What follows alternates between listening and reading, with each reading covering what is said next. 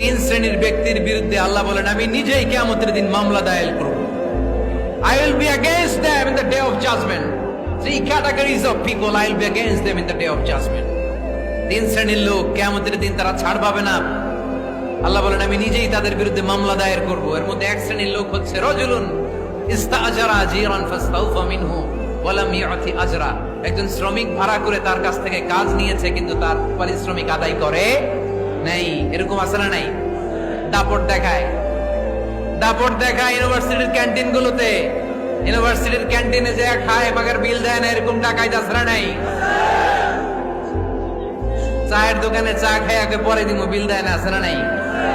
দোকানে যে পণ্য কিনে বিল দেয় না পরে দিমু, আছে না নাই? কিয়ামতের দিন আল্লাহ তোরে মাস্তানি ছুটাবে, চিল্লা এখন ঠিক কিনা? আনা খাসমুহুম, আমি নিজেই তাদের বিরুদ্ধে মামলা দায়ের করব। কথাটা কার? এজন্য বিশ্বনবী বললেন খবরদার, মেহনতি মানুষ, খেটে খাওয়া মানুষ, এদের দোয়া কবুল হয়ে যায়। আতুল আজিরা আজরাহু ক্বাবলা আন ইয়াজিফা আরাকুহু। খবরদার, বিশ্বনবী বললেন শ্রমিকের ঘাম শুকিয়ে যাওয়ার আগে তাদের পারিশ্রমিক মিটিয়ে দাও।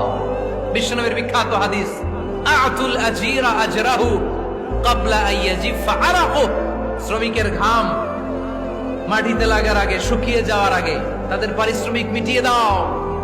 কেননা তারা যদি বদদোয়া করে তোমার জীবনকে জাহান্নাম বানিয়ে দিবে কে?